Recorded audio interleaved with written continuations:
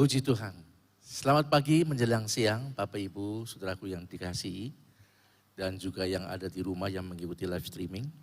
Saudara siap diberkati Tuhan? Puji Tuhan. Tadi tayangan tadi menyinggung soal karakter kehidupan. Memang saudaraku, Tuhan ingin bahwa kita harus seperti Yesus dalam hal karakter kehidupannya, karakter pelayanannya. Teladan Tuhan sudah diberikan buat kita dan kita wajib mengikuti teladan hidup dari Tuhan Yesus. Dan judul yang atau tema yang saya mau bawakan masih tentang jejak keteladanan Yesus di seri yang kelima, Bapak Ibu. Seri kelima ini akan ada poin-poin yang akan ditambahkan kembali. Ya. Tadi pagi juga ada poin yang ketinggalan, saudaraku. Tadi mudah-mudahan ini nanti lengkap semua di dalam catatan saya, puji Tuhan. Saya akan memberi istilahnya mengulang lagi sedikit dengan cepat. Jejak teladan Yesus seri keempat, kita buka saja ayatnya dulu. Di dalam Injil Yohanes pasal 13 ayat yang ketiga dan 4 dikatakan demikian saudara. Yesus tahu bahwa Bapanya telah menyerahkan segala sesuatu kepadanya dan bahwa ia datang dari Allah dan kembali kepada Allah. Lalu bangunlah Yesus dan menanggalkan jubahnya. Ia mengambil sehelai kain lenan dan mengikatnya pada pinggangnya. Ayat yang kelima, kemudian ia menuangkan air ke dalam sebuah basi dan mulai membasuh kaki murid-muridnya lalu menyekanya dengan kain yang terikat pada pinggangnya. Saya tertarik saudaraku dari bahwa Yesus tahu bahwa Bapanya telah menyerahkan segala sesuatu kepadanya. Diserahkan semua kepada Tuhan. Dan Tuhan ingin apa yang dia miliki dari Bapa dimiliki juga oleh kita. Dan Tuhan memberikan contoh teladan bagaimana kita bisa mengikuti cara hidup pelayanannya seperti dia. Supaya kita pun bisa mendapat bagian bersama-sama dengan Tuhan. Dan Tuhan memberikan contoh tadi, Tuhan membasuh kaki murid-murid. Nah menurut tinjauan tradisi saudara, kita lihat gambarnya ya. Orang yang mengikat pinggangnya dengan kain, itu biasanya adalah seorang hamba atau budak yang melayani. Dan ternyata saudaraku, di zaman itu ada level pelayan, ada level budak pada waktu itu saudaraku. Level yang tertinggi menurut para ahli teologi, itu adalah levelnya yang pernah dialami oleh Yusuf. Dia dipercaya semua. Semua barang-barang tuannya dipercayakan sama dia. Budak loh dia. Tetapi level yang paling rendah adalah level pencuci kaki. Nah saudara, Yesus menempatkan dirinya untuk melayani. Menjadi hamba. Bukan pada level yang tertinggi. Tapi level yang paling rendah. Di level paling rendah ini saudara, biasanya terisi orang-orang yang cacat, sudah tua, atau sudah tidak lagi memiliki bisa digunakan tenaganya dengan maksimal. Sudah tidak maksimal maksudnya. Jadi ditaruh di situlah, paling rendah. Dan Yesus memberi contoh kepada kita untuk kita memiliki watak atau karakter pelayanannya adalah memilih level sebagai hamba, bukan yang tertinggi, tapi yang paling rendah. Haleluya. Di dalam Filipi 2 ayat 7 saudara. Firman Tuhan berbunyi demikian. Melainkan telah mengosongkan dirinya sendiri. Dan mengambil rupa seorang hamba. Dan menjadi sama seperti manusia. Ayat ini meneguhkan apa yang Yesus kerjakan. Dia mengambil level paling rendah untuk melayani. Dikatakan telah mengosongkan dirinya. Kosong sama sekali. Dan mengambil rupa seorang hamba, bukan raja, bukan jenderal, gubernur, bukan. Atau bukan orang terpandang, orang kaya lah, enggak. Hamba, dan hambanya tadi, hamba yang level paling rendah. Dan menjadi sama seperti manusia. Nah saya tertarik saudaraku, kata telah mengosongkan diri dalam terjemahan bahasa Inggris King James Version, saudaraku banyak versi, tapi di King James Version saya sangat terberkati dengan kalimat itu. Kalimat telah mengosongkan dirinya itu ditulis, but makes himself of no reputation, saudara. Bahwa Yesus membuat dirinya tanpa reputasi untuk melayani. Betul-betul mengosongkan diri.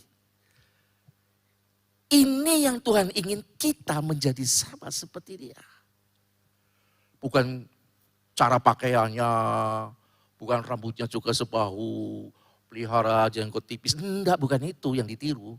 Menjadi sama seperti dia adalah karakternya, pelayanan, dan jejak pelayanan Tuhan itu seperti ini. Tuhan melayani tanpa reputasi.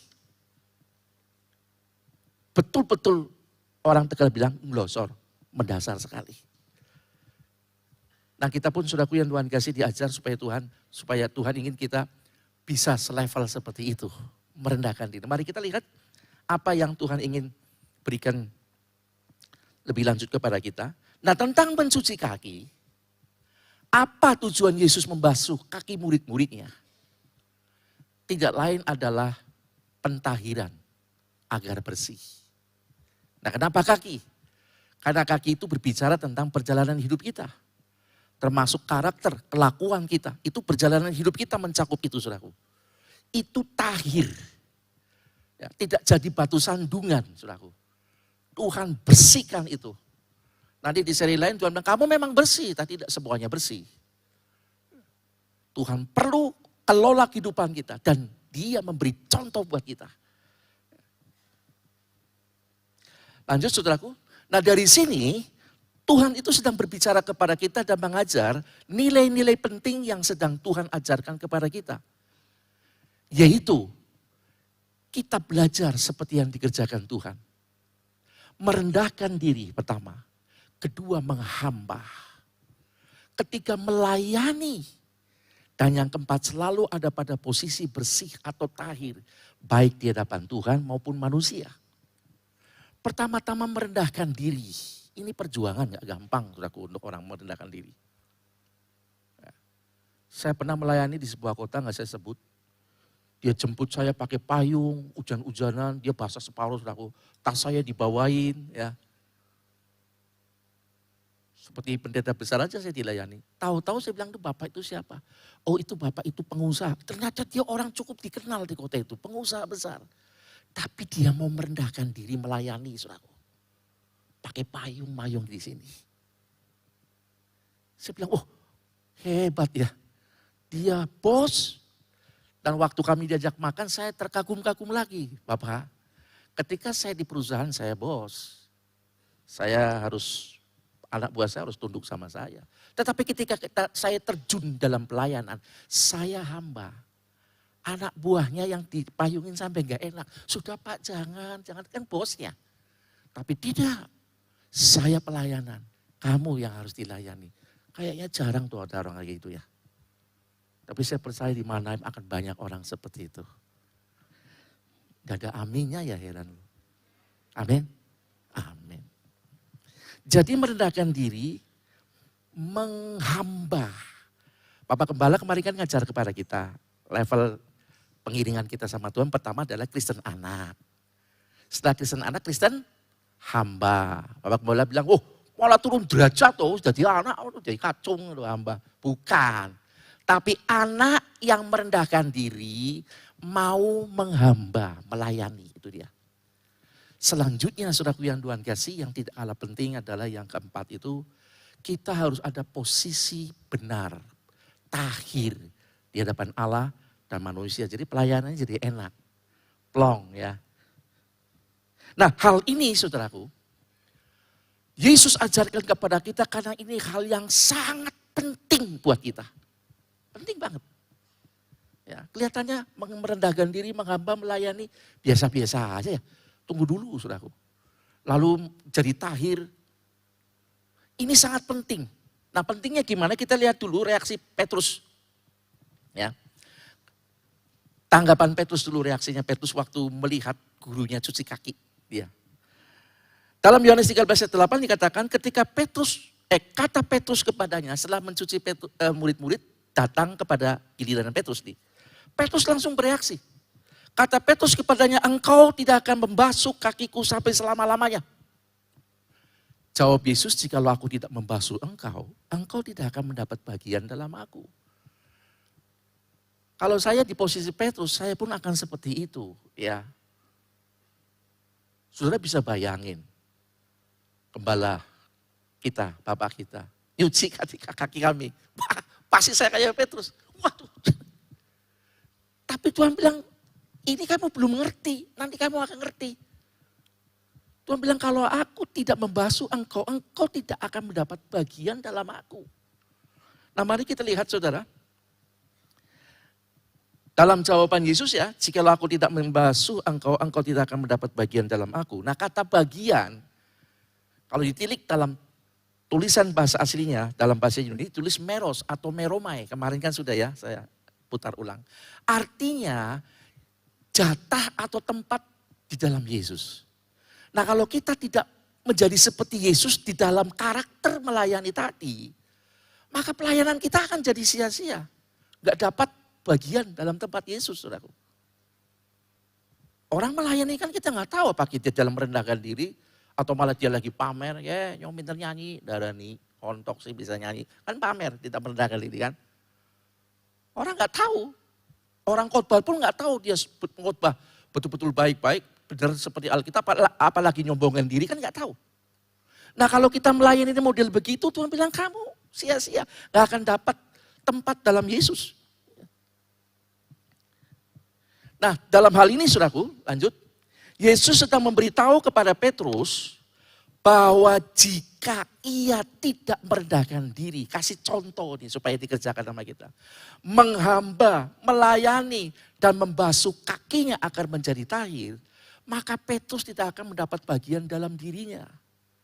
Nah, untuk bisa mendapat bagian dalam dirinya ini loh, seperti ini. Seperti yang Yesus kerjakan. Kenapa Bapa mempercayakan semuanya, diberikan full semuanya bagian dari Bapa kepada Yesus? Karena Tuhan lakukan seperti ini nih contohnya, seperti aku. Maksudnya tuh seperti itu. Apa tadi saudaraku? Merendahkan diri, menghamba, melayani, dan punya hati yang tahir. Gak ada ganjelan sama yang lain-lain. Maka pelayanan ini akan mendapat tempat di dalam Yesus Kristus. Nah, sekarang yang menjadi pertanyaan kita adalah, saudara,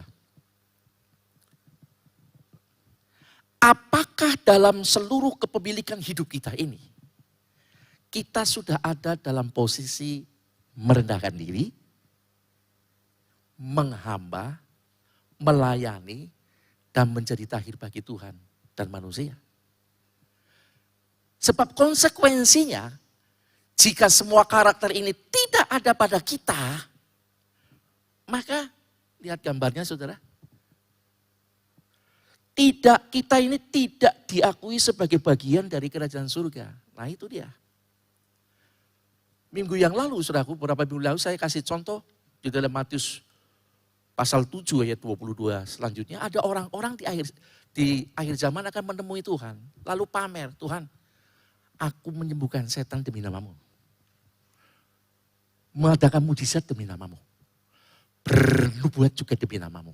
Wah, ini pelayanan yang spektakuler, saudara.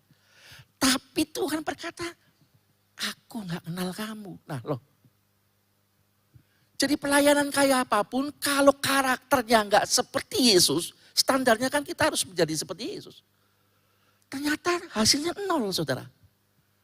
Ketika saya coba merenungkan, waduh, kira-kira saya gitu gak? Ketemu capek-capek melayani, kamu nih siapa? Wah, sialat, saudara. Tapi puji Tuhan, Tuhan memberi kita pengajaran. Selagi kita masih punya waktu, hidup ini adalah kesempatan kita belajar dari Tuhan. Jejak pelayanan Tuhan ini. Nah, kata bagian selanjutnya saudara, kata bagian atau meros atau meromai itu juga memiliki arti penghormatan dari Allah. Kamu tidak akan mendapat bagian, tidak akan mendapat penghormatan dari Allah. Kalau kita mendapat bagian berarti kita mendapat penghormatan dari Allah. Nah, orang-orang yang sombong tidak akan mungkin pernah mendapat penghormatan seperti ini. Jangankan menghamba atau melayani, merendahkan diri aja susahnya setengah mati. Ada orang yang sedikit-sedikit nggak bisa dilutik loh, tahu ya? Begitu masuk ke sebuah ruangan, di sini sih tidak ada, tapi di sana sini katanya ada. Nggak ada tempat, mohon Pak di sana. Saya orang lama loh, nggak tahu siapa saya. Ini model begini ini bukan orang merendahkan diri, saudara. Pengennya dilayani. Nah, kadang-kadang kan kita tanpa sadar seperti itu. Reputasi kita buat taruhan. Ya toh. Padahal di hadapan Tuhan reputasi nggak ada artinya, saudara. Merendahkan diri orang-orang model begini nggak mungkin dapat penghormatan dari Allah. Nah, ini yang kita harus belajar, bukan cuma ngerti. Berjuang untuk kita bisa masuk ke situ. Roh Kudus yang telah diutus untuk menolong kita. Karena kita tahu, saudaraku, kita banyak kelemahan. Tapi Tuhan akan beri kita kemampuan ke situ. Dan Tuhan ajarkan kepada kita. Di dalam Yohanes 12 ayat 26 dikatakan demikian, saudaraku. Barang siapa melayani aku, semua yang mau melayani Tuhan, ia harus mengikut aku. Kata mengikuti pakai caranya Tuhan. Pakai apa yang dicontohkan Tuhan, standarnya Tuhan. Ngikut aku loh. Bukan ngikut caramu dewe. Bukan ngikut cara orang lain. Modelnya aku seperti ini. Barang siapa melayani aku, ia harus mengikut aku. Dan di mana aku berada, di situ pun pelayanku akan berada. Para penafsir lain mengatakan di mana Yesus alami aniaya, kita pun akan alami seperti itu. Sebab seorang murid tidak akan lebih dari gurunya, seorang hamba tidak akan lebih dari tuannya. Sama minimal. Tetapi kata di mana aku berada, di situ pun pelayananmu akan berada, maksudnya dimanapun Tuhan nanti akan berada, kita pun pelayan-pelayan Tuhan yang melayani dengan standar ini akan berada. Ketika nanti Tuhan datang ke bumi ini, akan ada kerajaan 1000 tahun di bumi ini. Nah, di mana Yesus memerintah, di situ pelayan-pelayannya akan ikut memerintah. Dan ini yang disebut dihormati oleh Bapa. Kedudukan yang diberikan oleh Tuhan itu penghormatan dari Bapa, ikut memerintah bersama anaknya. Kenapa? Karena kita merendahkan diri, menghamba, melayani, dan tahir. Berapa kali Bapak Gembala selalu mengungkapkan, jangan jadi jemaat yang diem. Saudara bisa ambil bagian. Karena apa, saudaraku? Keselamatan itu gratis. Tapi untuk mendapat mahkota, penghargaan dari Bapa itu enggak gratis. Saudara harus menjadi seperti Yesus. Dalam hal apa? Dalam kiprah kita untuk kerajaan surga. Merendahkan diri, menghamba, melayani, dan tahir. Jadi ini pengajaran yang Tuhan inginkan, yang Tuhan ingin ada pada kita, saudara. Nah, kalau sudah begini, saudaraku, lanjut. Untuk kita mendapatkan bagian di dalam Tuhan dan mendapat penghormatan dari Bapa, maka merendahkan diri, menghamba, melayani, dan menjadi tahir bukanlah sebuah pilihan, tetapi sebuah keharusan. Sebab jika tidak, kita yang sudah melayani pun akan nol nilainya, saudara. Khawatirnya begitu kita senang-senang mau terima upah, tuh bilang, aduh, kalau sih siapa? Boleh kenal laku. Tapi kalau mau dikenal, ternyata Tuhan mengenali seseorang dari karakternya yang persis seperti dirinya. Tuhan tahu siapa milik kepunyaannya. Dari mana? Dari jejak yang ia ikuti. Kristianos. Gak apal jemaat di sini ya. Jejak pelayanannya Tuhan. Nah, kali ini yang Tuhan ajarkan ini, merendahkan diri, menghamba, melayani, dan menjadi tahir. Dan ini bukan sebuah pilihan tetapi sebuah keharusan. Saudara, kita harus kerjakan ini. Mungkin kita gagal dalam beberapa hal, tapi kita jangan menyerah. Minta bimbingan Roh Kudus, Tuhan tolong saya. Ya. Nah, saudara, saya memberikan sebuah perumpamaan tentang talenta. Tentang tadi, pelayanan tadi ya. Di Di dalam Matius 25 ayat 14 sampai 30 saudara catat, bisa buat bahan pembacaan saudara di rumah. Ada 3 hamba yang diberi tanggung jawab atas harta tuannya. Masing-masing diberi menurut kesanggupannya. Ada 5 talenta, ada 2 talenta, dan ada yang terima 1 talenta. Namun kalau saudara dibaca di rumah, yang 5 talenta dan 2 talenta mengerjakan dan dapat hasil 2 kali lipat. Tapi yang 1 enggak, saudara. Kenapa? Karena yang 5 talenta dan yang punya 2 talenta itu orangnya mau merendahkan diri, mau menghamba, melayani tuannya. Sementara si 1 talenta ini enggak, sombongnya minta ampun, saudara. Dia enggak mau layani, dia tanam. Dia enggak mau, jangankan melayani atau menghamba, merendahkan diri pun enggak. Bahkan dia enggak tahir sama Tuhan, sama tuannya. Sebab dia menuduh tuannya jahat, saudaraku. Berarti kan ada ganjalan yang enggak beres tuh di hatinya. Saudara tahu?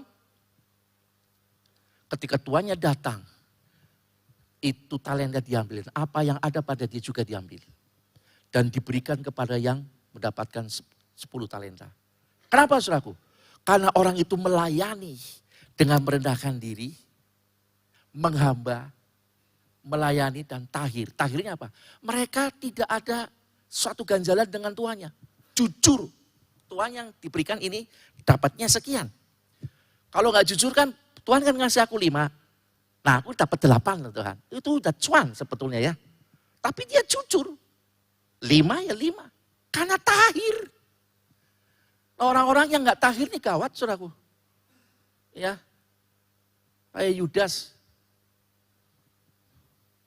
Kalau soal keuangan bahaya saudaraku ya. Banyak yang tidak tahir.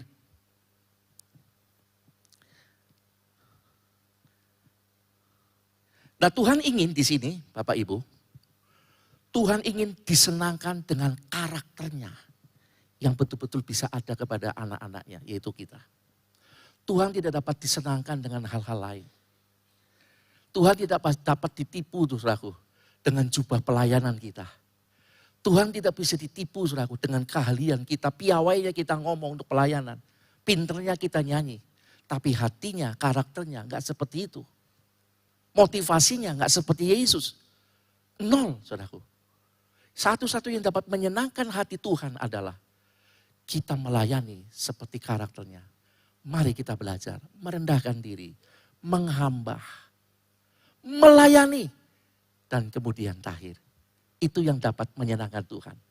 Ya, jangan seperti kayak anak-anak muda zaman sekarang, tadi pagi saya juga ngomong begitu. Mereka mencoba menyenangkan pasangannya, tapi sebulan cuman apa namanya, gombalan aja saudara. Saya heran dengan anak-anak sekarang pinter-pinter ngegombal untuk menyenangkan pasangannya. Nggak masalah sih saudara, asal itu betul-betul dipraktekkan. Saya sampai catat loh di sini ya. Ini contohnya ya. Ada yang berkata kepada pasangannya saudara, apa yang membedakan engkau dengan lukisan? Lukisan itu semakin hari semakin antik. Tetapi bagiku kamu semakin hari semakin cantik. Apa pacarnya enggak biar begitu? Yang muda-muda boleh catat tapi jangan gombal. Yang udah menikah jangan dong, udah ada pasangannya. Ya. Lalu apa bedanya engkau dengan jam 12 siang? Kalau jam 12 siang buat saya udah kesiangan. Tetapi kamu kesayangan. Kebiar. Kenapa pelangi kalau muncul cuma separuh ya lengkungan? Karena yang separuh lagi ada pada senyummu. Wah nyenengin. Ada lagi satu lagi. Kenapa tiap kali ketemu kamu semua rasanya pahit? Kopi jadi pahit, teh manis jadi pahit. Cewek bilang kenapa? Karena ternyata yang manis-manis semua ada padamu. Zaman saya nggak ada. Apalagi zamannya Oma pasti nggak ada. Tapi kalau wakil gembala jangan-jangan ada. Oh iya. Ya, saya sampai terakhir hebat sekali. Ya, hebat sekali. Sehingga cewek-cewek juga nggak mau kalah. Ya, dia mengatakan, kamu tahu wanita itu nggak suka kalau kamu bawa mawar. Maunya segera dilamar. Tapi jangan buru-buru. Ya, bapak-bapak jangan dicatat ya. Biar anak-anak muda yang catat, tapi tolong jangan buat gombal. Untuk sungguh-sungguh saja. Balik ke laptop. Ini kesenangan ke situ terus saudaraku ya. Mari kita lihat sekarang bagaimana seseorang dapat mendeteksi bahwa dirinya itu sudah bersih atau belum. Itu dari kehidupan kita diperiksa. Apakah saudara selama ini masih ada kepahitan? Masih ada rasa tidak suka dengan seseorang? Masih ada rasa dendam? Itu berarti kita belum tahir. Dengan Tuhan apa kita tahir? Apakah ada dosa-dosa tersembunyi yang belum saudara akui? Percuma saudaraku mau disembunyiin, Tuhan juga tahu. Dibereskan saudara. Itu akan jadi penghalang kita melayani Tuhan. Demikian juga dalam kita melayani sesama. Kalau ada sesuatu, segera selesaikan. Kalau enggak itu akan jadi penghalang saudara. Ya. Kita udah semangat-semangat mau melayani nih. Tiba-tiba duduk yang paling depan, orang yang paling saudara nggak suka. Hilang tuh semangat saudaraku. Ya mau gimana ini. Kenapa harus di depan sih nggak di belakang kan begitu. Pelayanan jadi lemes saudaraku. Karena ada hal yang tidak tahir. Dan Tuhan ingin kita tahir saudaraku. Merendahkan diri, menghamba, melayani dan tahir. Kita bebas dari intimidasi, dosa, dendam dan kebencian saudara. Sehingga pelayanan kita jadi enak. Kenapa beberapa orang-orang merasa kehilangan saya kok merasa kayak Tuhan gak menyertai saya. Siapa bilang Tuhan menyertai, tapi hatimu mungkin yang gak beres. Orang gak mungkin melayani dengan bebas kalau memang ada ganjalan dengan seseorang. Saya pernah duduk sama teman saya lagi di pesta pernikahan. Wah dia makan sambil senyum-senyum. Tiba-tiba ada orang yang datang telat, gak ada tempat. Pak kosong pak, kosong. Orang ini sih cekul-cekul saya. Depan saya aja, orang ini duduk, jereng. Ini orang dari ketawa ke TV langsung set. Sendok ditaruh, stakep, buka HP. Kenapa saudaraku? Yang di depannya itu, yang dia gak suka. Kesiksa gak saudaraku? Beneran bagian dia saya makan semua. Itu enak-enak. Ini orang bodoh ini. Itu yang dia bilang tidak tahir. Kenapa harus dipelihara? Dan ini yang maunya Tuhan tuh seperti itu.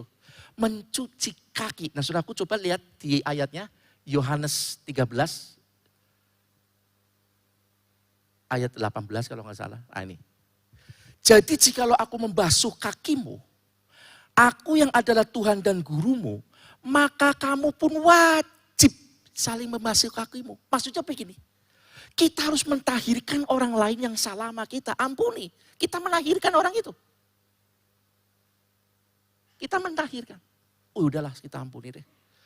Tuhan bilang, Petrus bilang berapa kali Tuhan? 70 kali 70 kali sehari. Nah orang yang diampuni, dia juga bisa mengampuni kesalahannya saya. Ini yang namanya saling membasuh kaki. Kita merendahkan diri kepada saudara, saudara merendahkan diri juga kepada kami. Itu namanya apa saudaraku? Saling membasuh kaki. Nah pelayanan yang kayak gini ini jadi enjoy saudara. Kenapa kadang-kadang pelayanan jadi ribut? Ya karena gak ada karakter ini. Kesenggol sedikit aja. Muncul-muncul. Cucu saudaraku. Memangnya pelayanan cuma dimarahin. Gereja juga banyak. Salah dong seperti ini saudaraku. Tapi kalau orang mau merendahkan diri. Gak ngotot maunya dia. Oke baiknya apa? Yang penting baik dan untuk kebersamaan. Buat pelayanan Tuhan. Dia mau ngalah. Aman saudara. Kenapa kadang-kadang gereja sampai terpecah-pecah? Dalam artian yang tidak sehat loh. Gontok-gontokan. Pelayanannya ini. Tidak ada saling mencuci kaki. Tidak ada yang tahir. Ya. Sudah kalah, tidak terima. Ya.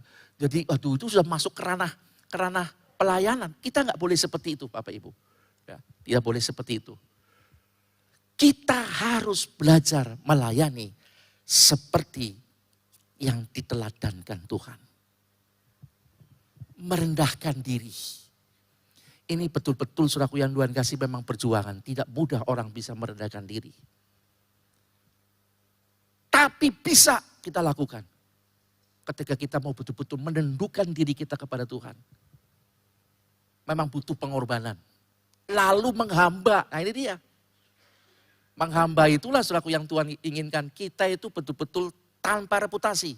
Jangan bawa-bawa pangkat kita, kedudukan kita. Kalau sudah mulai belajar menghamba, saudara. Ada beberapa teman-teman saya yang di luar GPDI. Mampir ke sini, kami lagi nyapu-nyapu. Ih, orang sekelas pendeta kayak kamu nyapu-nyapu begitu, bukan kelasnya bro. Di gereja kami, tidak. Oh, bilang, oh gerejamu, gereja Tuhan. Saya bilang bukan mahalain. Tetapi di gereja Tuhan, tapi cepat Alkitab mengajarin enggak begitu. Barang siapa mau jadi, itu jadi hamba.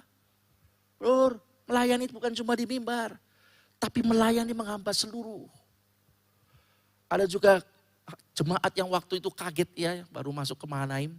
Ketika ada keluarganya yang meninggal, tidak ada yang mandiin saudaraku. Lalu kami hamba Tuhan dari Yosef, ada siapa mandi. Mereka kayak, ih pendeta mandiin mayat. Memang gak ada orang lain. Ya memang ada orang lain dan harus dimandiin hari itu. Karena kami belajar seperti Yesus. Kita pun akan kayak gitu, Yesus cuci kaki. Memang dia betul-betul mencuci kaki. Tuhan bilang kamu gak ngerti sekarang, tapi nanti kamu akan ngerti. Bagaimana melayani yang betul-betul melayani. Bukan cuma ikhlas. Tapi merendahkan diri, menghamba, baru melayani. Bukan berarti kami tidak bisa sewa orang cuci mayat, tidak. Tetapi karena dalam situasi darurat, kami dididik oleh Bapak Gembala, apapun usahakan kita bisa layani. Sampai turun ke got segalanya. Karena memang itu Alkitabiah.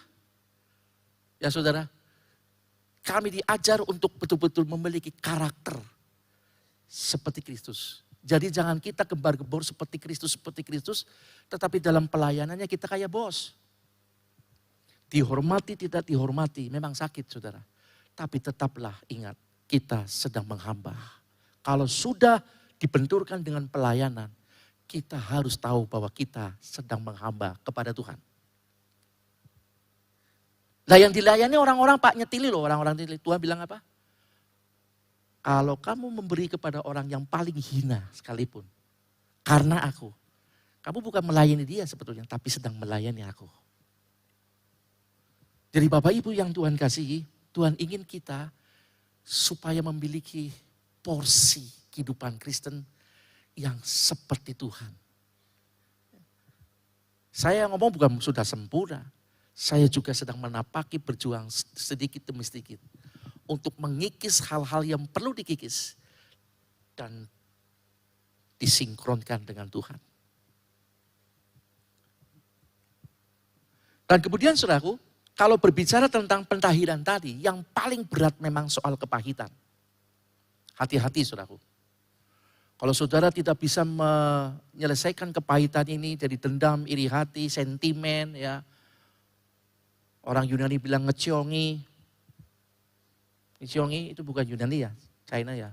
Ciongi itu berbahaya. Kalau saya kolerasikan dalam khotbah Bapak Gembala kemarin, ini sangat berbahaya kalau sampai kepahitan ini tidak segera diselesaikan. Coba ayatnya Wahyu 8 ayat 11. Ini dia. Nama bintang itu ialah Absintus.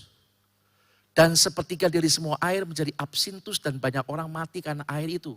Sebab sudah menjadi pahit. Sudah dijelaskan sama Bapak Gembala minggu kemarin. Absintus itu, bintang besar itu gambaran, tipologi dari seorang hamba Tuhan yang dipakai Tuhan. Luar biasa. Terangnya. Gak main-main. Obor saudaraku. Tapi dia jatuh karena dosa. Dan dia berbalik. Memberontak kepada Tuhan menjadi antikris. Dan saudara tahu? Ketika dia jatuh, dia memahitkan banyak di situ aku sepertiga dari semua air menjadi absintus dan banyak orang mati karena air itu. Air itu berbicara tentang hati. Ya, hatinya dipahitkan dan banyak yang mati. Mati apa? Mati rohaninya. Jadi orang-orang yang tidak tahir, makanya Tuhan sampai cuci kaki. Bahwa kamu kayak aku cuci, dicucilah. Ampuni orang itu. Ketika kita mengampuni, sudahlah selesai. Itu kita mencuci kaki dia, saudara. Dan orang itu pun kalau dia sama-sama anak-anak Tuhan, kembali dia juga mencuci mencuci kaki orang yang mengampuni kalau orang itu juga salah. Saling mencuci, saling melayani. Kalau tidak ini kepahitan, maka orang ini, saya mungkin tidak berlebihan mungkinnya kalau saya ungkapkan, bahwa calon-calon pengikut antikris adalah yang memiliki pahitan. Lebih tepatnya, orang-orang yang akan murtad seperti antikris. Antikris itu dulu hamba Tuhan. Dia murtad. Dan dia memurtadkan orang-orang lain juga yang punya kepahitan. Ini bahaya nih saudara. Orang kalau sudah pahit ngomongnya pasti gak enak. Ya, ngomong pasti gak enak. Saya sering kali ketemu dengan orang yang kepahitan, saudaraku, selalu ngomongin orang yang lain. Dan ngomongnya selalu yang elek-elek. Supaya saya juga ikut-ikut pahit dan membenci dia. Itu bahaya nih saudaraku, absitus, nular. Dan jangan sampai kita menjadi mangsa antikris. Selesaikan. Sebab kepahitan itu kalau tidak diselesaikan juga menjadi penyakit dalam hidup kita. Dan Tuhan telah memberi contoh, membasuh kaki. Memang betul saudaraku, kita benar, kita difitnah, tapi harus mengampuni. Itu kayak kita cuci kaki dia, hina sekali kelihatannya ya. Padahal saya benar, tapi Tuhan suruh itu. Kita yang benar di hadapan Tuhan. Memberi teladan yang baik. Dan teladan kita adalah teladan dari Tuhan Yesus sendiri. Mari Bapak Ibu, firman Tuhan yang diberitakan oleh Bapak Gembala itu sedang mengarah kepada hal-hal yang akan terjadi. Pemerintahan antikris, nanti ada penyingkiran, tapi gereja harus disempurnakan dan gereja yang disempurnakan adalah gereja yang sama seperti Kristus. Dan saya menyambung di sini untuk bisa menjadi sama seperti Kristus. Salah satunya, mari kita belajar mengikuti teladan kehidupan pelayanan Yesus Kristus.